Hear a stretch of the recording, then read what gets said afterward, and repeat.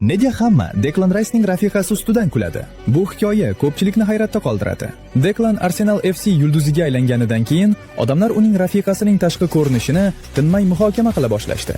Ijtimoiy tarmoqlarda uni go'yoki bunday darajadagi futbolchiga mos emas deb yozishadi va millioner futbolchining rafiqasidan kutiladigan hashamatli obraz unda yo'qligini aytishadi.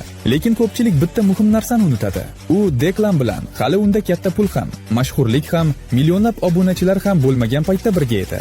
U Rice'ni dunyo futbol yulduziga aylanishidan ancha oldin qo'llab-quvvatlagan. Ijtimoiy tarmoqlar faqat tashqi ko'rinishni ko'radi, ammo Rice uning ichidagi insonni ko'radi. Jarohatlar paytida, shubhali lahzalarda va mendan hech narsa chiqmaydi deb o'ylagan tunlarda yonida bo'lgan ayolni. U Declanni futbol formasiz, kameralarsiz va mashhurliksiz ham biladi. Shuning uchun ham u hanuz uning yonida. Chunki Declan Rice uchun sevgi ideal tashqi ko'rinish emas, balki sadoqat va qo'llab-quvvatlash